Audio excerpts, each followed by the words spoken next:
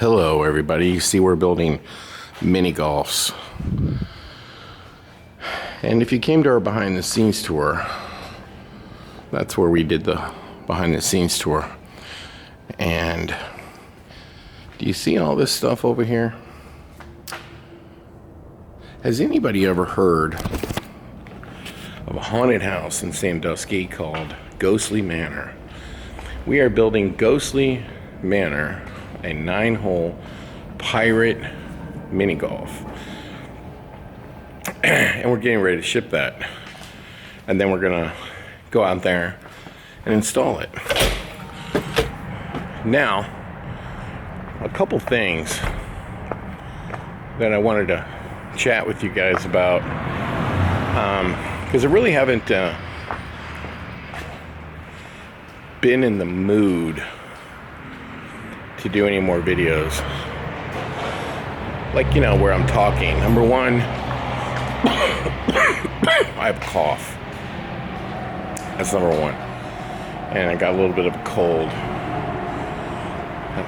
And I had it like during Transworld. And you know, not that video views are super important, but I noticed all the videos that I did where I scrambled around Transworld. When I say scrambled, I mean I scrambled because I wasn't there. I was there for, I didn't go at all during the setup. I didn't go there Thursday or Friday. And then on Saturday, I was there for like an hour and 30 minutes, and then maybe an hour and 30 minutes on Sunday. So when I was there on Saturday, I tried to scramble around as fast as I possibly could to just quickly film some of the booths. Normally, I try to walk the entire show from start to finish and show you every single aisle. I didn't do that this year. One of the reasons why I didn't do that this year was because this new goofy rule that Transworld implemented, where they didn't want anyone filming before the show started, and that really just set me, at least, on the wrong footing. Okay, now I hear that they want to remove that rule now, and I've talked to several people who said that they told Transworld that that rule needs to be removed. But either way, when I did those videos, especially the night before the show started, everything was with the intention of getting people to come to the show. In other words, last minute, you haven't decided, come or not come, to get people to come, because the show's really cool. Now, I want to say right up front that I haven't really tried to walk the show like a normal person. I don't know if I ever have. Well, I'm saying, I'm being serious here, ever. But I know that I haven't, and since like before COVID. So in other words, I'm like really the last person to ask what was new at the show, because I have no idea. Because I don't really go, and I don't go to the EHC show. I've never been to the Midwest Haunters Convention, like not ever, never ever have I been. And the closest thing that I've gone to is like, that's haunt related, would be like Monsterpalooza. I've been to that. Coming up here and seeing if this is open. And it is not. The gift shop. And you see this? A bunch of boxes came in. A bunch of new boxes. That means more work. Now, a couple things. And I'm gonna walk up this ladder.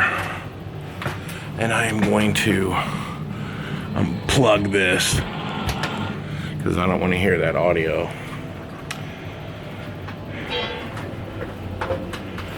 A couple things that I wanted to talk about today is I noticed the views weren't very good on the videos I uploaded, the ones where I'm just walking around the show. And I think there's a couple reasons for that. One, I didn't narrate almost any of them. And some people make comments like they want to hear me talk about what I'm looking at. And I didn't do that. I did it on some of the videos. But for the most part, I just kind of, like, I didn't have a voice when I was in the dark zone. So you wouldn't be able to hear me even if I did try to talk, because I had a cough and a cold. And from doing the haunt tour on Thursday, because remember I said I didn't go to the show Thursday or Friday, so I was here at the Darkness making sure that the behind the scenes tour went off with perfection. I also wanted to make sure that on Friday that the Darkness opened on time and everything else. So my priority was the people who bought a ticket. That was my only priority. So I don't go to the show. So when people talk about, oh, you charge too much, blah, blah, blah, blah, blah, whatever. You guys can all jump in a lake, okay? Because we worked like crazy all the way to the opening bell, okay? And then we were still working on it on Friday, on Thursday. And it wasn't until after the Darkness tour was over, which was Friday night, that I actually took half of a deep breath. And I said, well, the only thing left is Limp. That's not going to be too hard. So maybe I could sneak over to the show. Now, honestly, I wish I would have gotten to the show sooner. And by the way, I did actually get to the show sooner. So I'm actually lying when I say it was only there for an hour and a half. That is not true. The truth is that I was probably there for maybe almost 3 hours. The problem is that when I got there and I got to my booth, people kept coming up and they wanted to talk to me. They wanted to talk about videos that we've made. They wanted to talk about, like, just say thank you, which I do appreciate. And I had a bunch of my staff like wanting to walk the show with me, and they just, I mean, like, you can ask any of them. It was one after another that wanted, and by the way, these are only the people that saw me there, okay? And as soon as I could break away, there was about an hour and a half left of the show. So that's when I actually ventured out, was an hour and a half. And I have to tell you that the people that were with me, the staff members, they were all mad at me because they wanted to show me stuff to buy, and we never did that because I was in a rush to kind of sort of videotape, like, the dark zone and things of this nature. And so you're probably wondering, and then when I came back on Sunday, it really was like maybe 2 hours, and I was in our booth for 30 minutes, and I talked to a couple people. And then after that, I tried to venture out and see the other booths that I didn't see. And there was a bunch of booths I didn't see because I just didn't have time. And I regret that. And so that got me to thinking that, and that's the title of this video, is like, haunting is a complete disease. It's a complete disease that potentially needs counseling, intervention, because you make money and then you can't help yourself but spend it all on props and animatronics and masks and costumes and makeup and everything else. It's an absolute disease. And this is why I don't know any haunt owners that are absolute filthy rich. When I say absolutely filthy rich, I'm talking about they got 10 million, $15 million in the bank. Now, there's probably some people out there, haunt owners, that have 10 million, 15, 20 million dollars, especially if they own their properties and their property value and just the whole, like, when you add everything up, this is what it's worth. There probably is a handful of people out there worth that kind of money. But I will tell you this, if your goal is to get rich with running a haunted house, the chances of you doing that is very slim, because the haunt owners are absolutely riddled with like the disease, like cancer. It's like all over there. It's inoperable. You can't help yourself. You're always trying to renovate. You're always trying to buy something, do something. Nothing's ever good enough. Like you have competitors. You want to outdo them. Everybody's in this like buffet line, just trying to pile the food on 30 miles high, and you want to try to eat it all, but you can't because your stomach's not big enough. And so that got me to thinking that when you get to be, especially when you get in your 50s or even late 40s, when is enough enough? Now, I want to tell you that I talked to a lot of vendors at the trade show, and I've talked to a few since the trade show.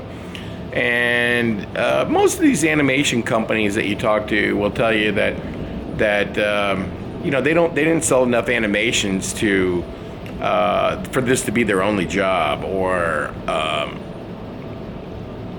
that they're going to get filthy rich off of it.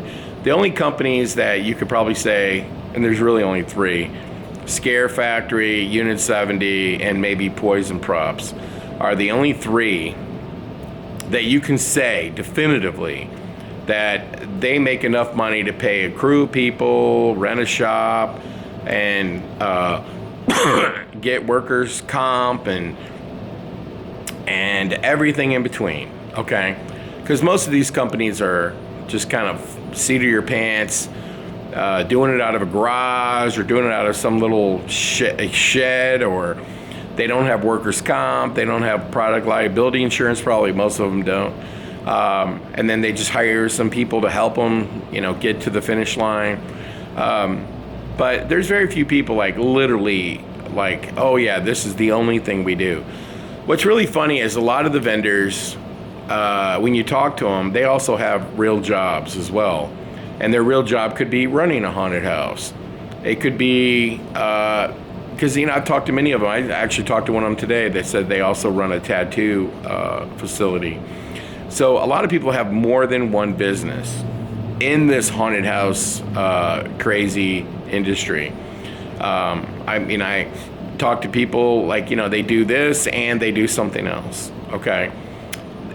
You have to respect the vendors because they're all grinders. They're all grinding it out. They work just as hard as any haunt owner because their deadline is Transworld, okay? And they want to go to Transworld and they want to display everything. And then they've got another second deadline, which is to get you your stuff when you want it or need it. So these people deserve our absolute respect for going out there and making cool stuff for us. With that being said, when I talked to a lot of the vendors, a lot of them said, you know, they didn't do as good as last year. And I'm not talking about just animatronic. I'm talking about like all of them told me this. A few of them said they took less orders, but they raised the price and they made the same amount of money. Some people said they did a little better because the year before they did really bad. And I think that's a product, not of the show, but of you not bringing the right stuff the year before, and this year you brought the right stuff. So it's a kind of a combination of the two, really. So some people did better because the year before they did worse. And then in the mask side, there was literally like a bloodbath because a lot of the mask companies chose to lower their price, and that really hurt some of the other companies. You know, but hey, there's nothing wrong with them doing that. I mean, they can do whatever they want. You know, but is that how you're going to make money? By having volume? I don't think so. I think the money is, you make the money by charging enough so that you can actually pay your bills, okay? Not giving it away. But some people did, and, you know, that's what happens. But anyway, so I wanted to talk about this topic of how haunted house is a disease. So the first thing I want to say is I absolutely have a disease. When you come through the darkness, You see disease all over the place. You see a massive collection of all kinds of cool stuff. For this haunt tour, between trying to build the alien, which by the way is now open tomorrow, Thursday, actually today, is the first day for the alien. And between that and everything that we did stuff in our museum area, our gift store. We built a whole new haunted house. We built several scenes inside the darkness. And then you're probably wondering, like, is that it? Are you doing? No, we're going to try to figure out how to get the Frankenstein in. We've got 2 ideas. So we build blacklight mini golfs, and we're going to try to figure out how to get them built and figure out like a gap somewhere to get the Frankenstein in.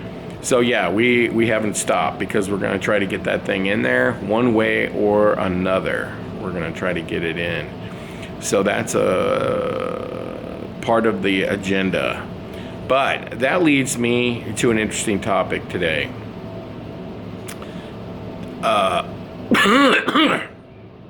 This is going to be kind of an interesting announcement for me.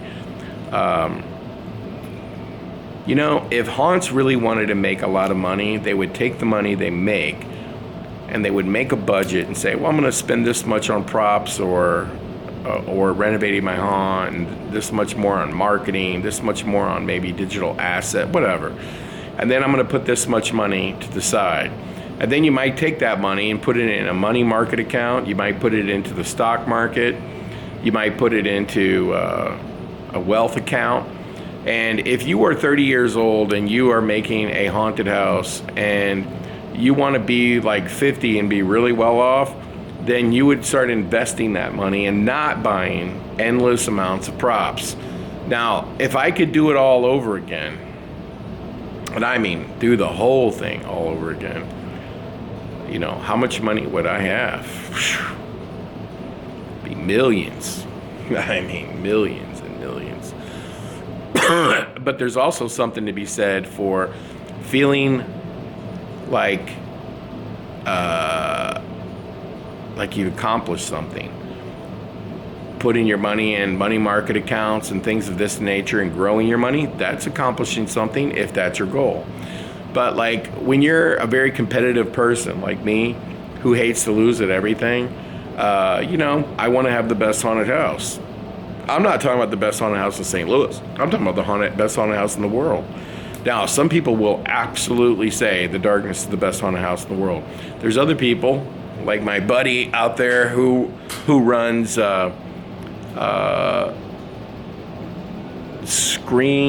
Scare Factor.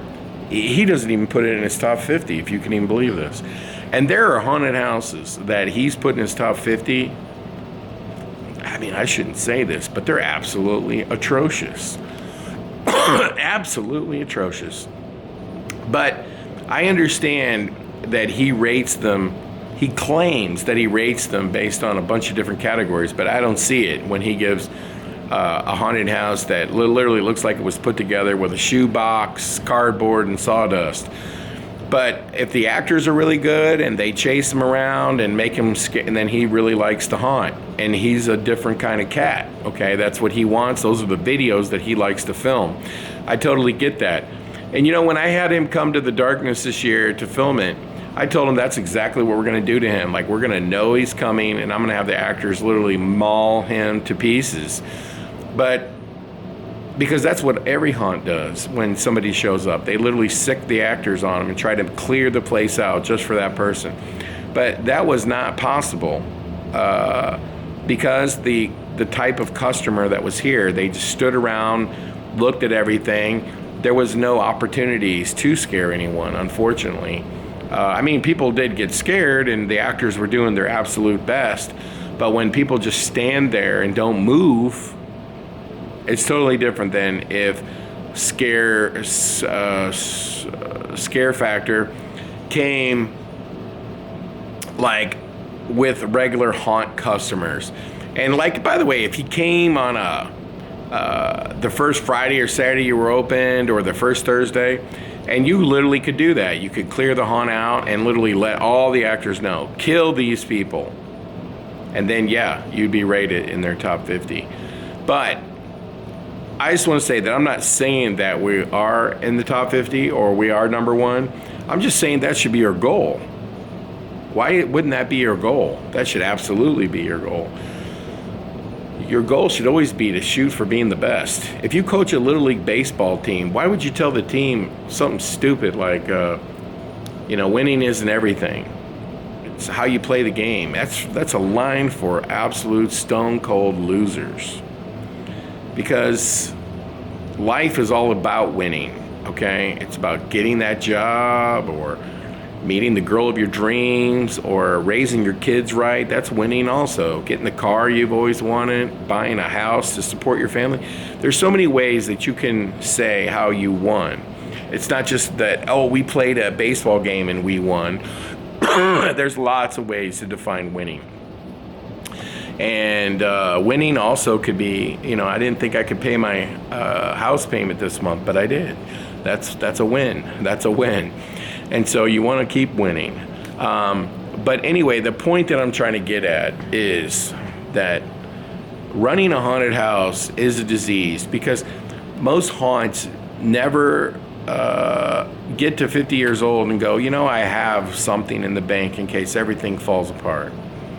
Because they just keep spending money on props. And you know who's the king of that? You're looking at them, okay? You're absolutely looking at them. And it wouldn't even be so bad if I was in Atlanta. Now, can you imagine if I moved the darkness to Atlanta, Georgia? What would happen? That's an interesting question. And I don't mean to take cheap shots at all the haunts in Atlanta, but do you know why nobody gives Netherworld a run for their money? I'll explain it to you. It's because nobody's trying. In Atlanta, every haunted house in Atlanta is shooting for second place. We're just trying to outdo all the other ones. We can't compete with Netherworld. So we're all competing for second. Well, that's why nobody is second there in Atlanta. Because you're all trying to be in second. Instead of like, no. I'm shooting for first. I'm shooting for first. If I went to Atlanta and I moved the darkness to Atlanta, would I shoot for first place? Or would I shoot for just being big enough to be second place? No.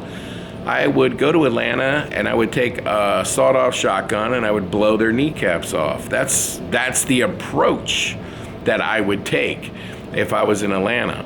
And it's not to hurt another haunt. It's to get as many people as I possibly can to my haunt.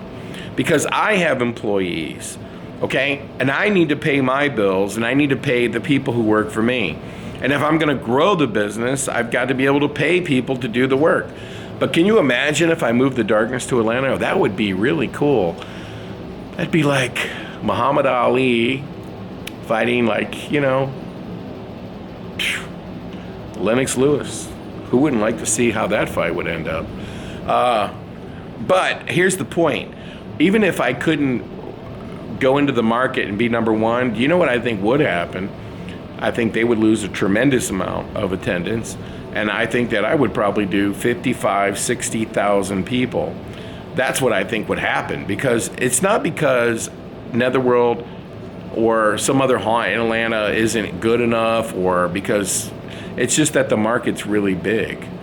And the market is huge and Atlanta's a huge growing area. You have a lot of celebrities. They shoot a lot of movies there. It's a very big, popular market.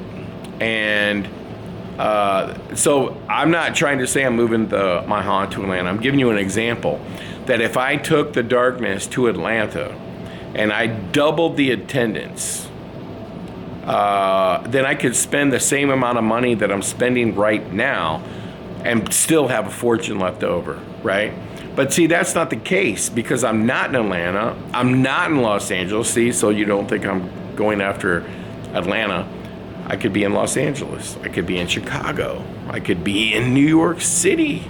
Okay, there's a bunch of markets that you could be in where you could have the opportunity to have a much bigger turnout than in St. Louis. You know, St. Louis is a number 25, number 26 market, and it's a market that's really not growing, and it's kind of a market that's like contracting. And I think that we've lost 2 more spots in terms of the top 30 markets. I think we were at like 21, and now we're down to like 26 or something like that. Okay. So it's not like a real hip market where there's a lot of people going out on weekdays, things like that. So here's the point. If I was in one of those cities, I would do much, much better. And I could spend the same level that I'm spending now and still come out on the other end better for it. But I'm not in Atlanta. I'm not in Los Angeles. I'm not in New York City. I'm in St. Louis.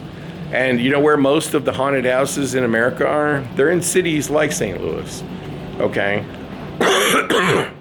And so at some point, you just got to own there's a certain amount of people that will come to your haunted house, and that's probably the limit.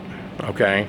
Maybe you could do a little tweaking here and a little tweaking there, open for some special events, so open here, open, like change a little of this and a little of that. But really, what really changed for me was opening the escape rooms, not like anything I did to the haunted house to make the attendance go up or down. It was expanding the business. That's what really helped the darkness. And that's what really pays for me to go crazy buying props, is the escape room, not the haunted house. So with that being said, owning a haunted house is a disease. Owning an escape room is not a disease, because you might build a new escape room, but you're not sitting here going, oh, let me renovate that escape room again and again and again and again and again. Okay? So you kind of sort of build something, you leave it, and you move on. But with a haunted house, you just never stop. So is anybody really getting rich in the haunted house business if they contracted this, like, I can't stop spending on stuff, disease? Probably not. Probably not. And what you would be is what they call asset rich, cash poor. Meaning in your mind, all of your assets are worth a lot of money, but you don't have a gob of cash. And I think haunts have got to fix that. And I'm not saying you fix it by just not buying as many props or doing as many renovations. But I think that every haunted house owner should really make a budget, and they should really try to stick to it. Now, I can tell you, there's an old saying, you don't teach an old dog new tricks. I'm an old dog. But I'm here to say, when people ask me, if I would do another haunt tour next year, it costs me a lot of money to do a haunt tour, an obscene amount of money, because I, like probably all other haunt owners, put an exorbitant amount of pressure on themselves to go over the top and try to like put your best foot forward. And I think every haunt that's done a haunt tour probably takes that approach, and they spend a bunch of money and so on and so forth. And just for the last 3 haunt tours that I've done, I probably could have bought a lake house, a boat, and a Ferrari. Just saying. Or I could have bought my own private jet, thinking about it that way. So, with all that being said, I'm going to get this Frankenstein in. And because it's part of the disease, I don't want it to sit around anymore. And I've also adopted a new philosophy, which is I'm not in the storage business anymore. Now I'm going to be in the business of store on display. In other words, if I can get it in the haunt, I'm going to put it in there. I'm not going to store it and clog up be a hoarder, in other words. And I'm going to clean out these props, and I'm going to utilize them, try to get them in without buying new props. So you're hearing it here for the first time, because when you get to be, 50, 55 years old, it's time to think about the future. It's time to think about the future. And I probably should have thought about the future even sooner than now, but it's time to think about the future. And there's nothing wrong with making money. Nothing wrong with it. And, people are going to tell you, oh, it should be about the passion. These are fools that tell you these things. They're absolute fools, okay? And if you listen to the fools on Haunters Hangout or Haunters Toolbox, and that's not to say that everybody on those groups are fools. It's just the people that do most of the talking, okay, and that say these stupid things. These are fools, okay, and I'll say it to their face. I'll say it to them online, and that's why they don't like me, because I tell them the way it is. They are fools. They're absolute dummies, and I should write a book called Haunting for Dummies, and I probably have to give, I probably would sell one to every one of these people, because they don't know what they're talking about. They have no clue what they're talking about. And I can only tell you this, that at some point, you're gonna have to get control of this disease of just spending every single penny you make, and you've got to start making money. And so, let me just say that my thing that I'm doing here, which I'm calling a 10-year renovation, it was to make the darkness have more photo op experiences, to give it an opportunity with this retail store that added $100,000. Now, you know, it costs more than $100,000 to stock it and build it, of course. It's going to be something you get all your money back on over years. But also the secret bar, I think maybe it's possible that it could generate another $100,000 as well. So it's not about growing the attendance as much as it is creating social experiences that people want to have. They want to be able to take photos. Photo. Okay, there's 3 of them right there. That doesn't even include the ones out front. That doesn't include that you can activate this electric chair or ride that electric chair right there, or come over here and take pictures with these things. So they can take photos, they can take videos, and they can share them because they want to have social experiences. And that's what we're trying to focus on. And I'm doing what I'm doing this once in 10 years, completely overhauling the attraction. TerraVisions ran for 16 years. It was time for it to hit the bricks and be replaced with something that, you know, looks cooler and it's probably going to be scarier. But if I did a haunt tour next year, I wouldn't do anything. For the first time, I wouldn't do anything. I have convinced myself that next year I will not be buying any new props. I won't be buying any new masks. I won't be buying any new costumes. I'll probably be buying makeup. I might be buying stuff for our gift store.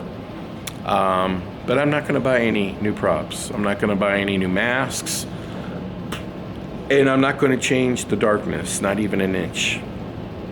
I'm also not going to change Creepy World this year. And I probably wouldn't change Creepy World again the year after that.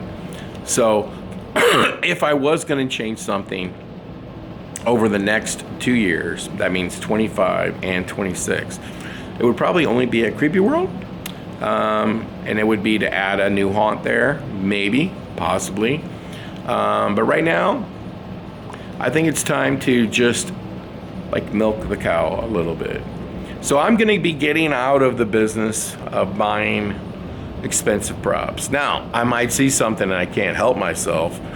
And you know who makes really cool stuff is Unit 70. So if Unit 70 shows me a video of something really cool that he makes, and I might not be able to help myself. But you know, there's a difference between calling Unit 70 and saying, all right, I'll take that $10,000 or $12,000 prop, or a scare factory, or this or that. Buying a little something here or there, okay, that's totally different than tearing everything to the ground and trying to rebuild it. I'm not going to be doing that. And so you know what we've been doing here at The Darkness with Alex Argent? He's just been going through and adding lighting effects and trying to make The Darkness look cooler, the lighting's cooler, so the atmosphere will be cooler. And by the way, that's cheap compared to tearing stuff to the ground. And I think people will notice that. I think they will notice it big league. So we will not be doing any renovations to The Darkness. We're going to go ahead and put in the new Frankenstein. And I think Alex said he's going to come back and we're going to do more lighting. And if you came back to the darkness right now, I'm not talking about right now, but like after I get the Frankenstein done and even more lighting stuff done, and then we also have the secret bar, that's enough. If you walk through the darkness right now with all the new lighting effects that Alex did, or if we get this Frankenstein in the way that I want to do it, and you get to see the secret bar, and a lot of new things will be happening in the retail store because we went to the Halloween Expo and bought a bunch of stuff that isn't even here yet. I think that you would be like, yeah, it was very, very seriously changed. So there's a couple little things that I'm going to change because they're just old and dated, but these are very simple things that maybe I could get done in a couple weeks. And this is going to be about it. So if I did a haunt tour next year, it would probably be a simpler one where there's no Q&A, just sell tickets, you stand in line, we let you in. Maybe we'll lower the price. I don't know that would work though, because more people would come and it just wouldn't be a good experience. So I don't think you can do that for the haunt industry, but we'll see. But the other option on the table is just not doing a haunt tour at all. But I can tell you this, that I'm getting out of the business of buying props. And so I don't know if I could go to Transworld next year because you would be too tempted to buy something, okay? Now, I'm not telling you not to go to Transworld because Transworld is not just about buying stuff. It's also about the experience. It's about the networking. It's about the, like talking to people and learning from, or seeing your friends that you haven't seen in a long time. But I talked to a lot of haunt owners that told me that this year they were holding back and they just bought a bunch of little stuff. And I think that next year I might try to go to the show a little bit more. And I say this every year, but if I'm not putting a ton of effort into the darkness and I'm not here 24 hours a day, okay, then maybe when the show starts, I just make sure that the darkness is repaired and running and good to go. And then I literally just kind of sort of open it and do it and spend more time at the show. I think that would be more fun. I would enjoy the experience better. And I know Alex Argent, he would like to get me to come over to the Renaissance Hotel and hang out at the bar. It's not really my scene. Maybe I will, maybe I won't. I don't know. But I do know this, that I think the darkness, after I can get these little, and I know it sounds like the disease is still there, Larry, but I really don't want this Frankenstein to sit there. I want to get it in the haunt. So I'm going to try to get it in the haunt, and that's it. That's it. I'm not going to build a new escape room anytime soon. I don't plan on doing any more renovations to the darkness. And I might have Alex put some more lighting effects in that I think really drastically changes the look of it. And we might try to change, or I should say not change, but like spoof up like one little area. And that's it. That's it. And then I'm going to see how the secret bar goes.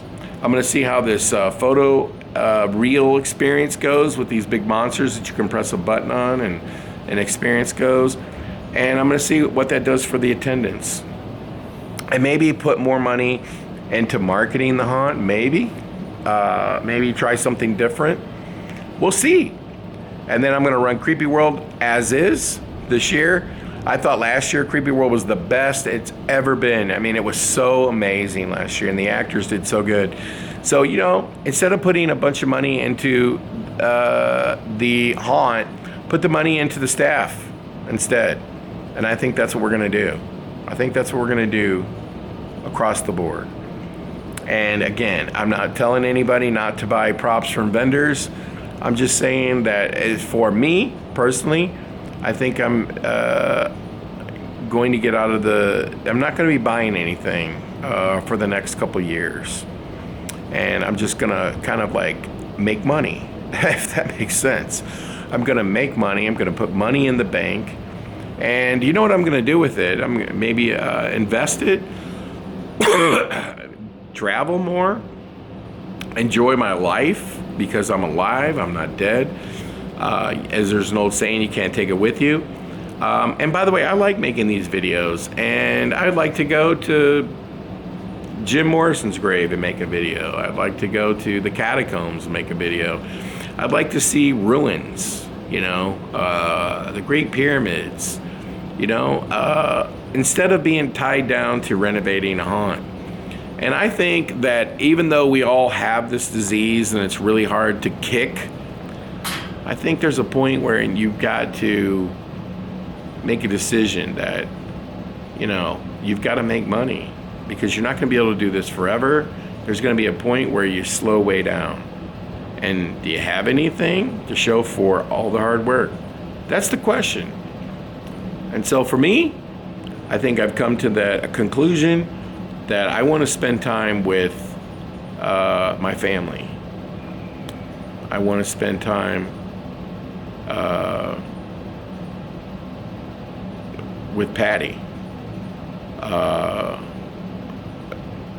Because I think when you get caught up in all this stuff, you kind of ignore that life just passes you by so quickly. And you think about all the stuff you missed. And there's a point where you just gotta like say enough's enough. And I think that's where I'm at now. So I'm not retiring from making cool stuff, because we still build attractions for people. And so we will still be doing that. But as far as, you know, just upending my whole life, because, you know, here's the thing, and I'm going to wrap this video up. For me, Halloween doesn't end. You go all summer long to get Creepy World open, and then you run the haunted houses, and then immediately after, you just go right into this mode of doing Transworld. And your whole life is just this. But I think next winter, when Halloween's over, I want to have plans, literally, to go to Orlando and do Iapo, and then get on a plane from there to a cruise ship, and then maybe come back, and then go to like Europe, go to some island in the middle of some tropical island where you just kind of sit in a chair, soak up the sun, and drink out of coconuts. You know what I'm saying? It's just like a drink out of a coconut shell. And to me, that's where I'm at. That's where I'm at. So, in closing, I think that maybe we'll probably do a haunt tour, maybe. It just, for me, I'm gonna make it to where it's a little less stressful. A lot less stressful. And I still think there'll be cool new things to see. The secret bar is really cool. I'm gonna get that Frankenstein scene in, and I'm gonna make that happen before this Halloween. And I have it in my head. I see it done. It's gonna be really cool. And the retail store will look a lot different. No one got to experience the alien this year because it wasn't done in time. And it will be done. It will be fully operational and running, and that'll be something new that nobody got to experience. So there'll be plenty of new things. And then we're also gonna build one new hole on our mini golf. So there's gonna be plenty of new things. But I'm not gonna be buying props. I'm not gonna be buying masks. And by the way, I'm not gonna be buying anything from today through Halloween except for makeup supplies. I'm not gonna buy new masks, costumes. I'm not gonna buy anything. I'm just gonna roll with what I've got and have a great Halloween season, and put the money into trying to hire more actors, more staff, and that's the approach that I'm gonna take for 2026 as well. That's where I'm at. That's what I'm gonna do. And it's gonna free me up to make plans after Halloween. And what I mean by that is to go experience what the world has to offer. Does that make sense? Hopefully it does.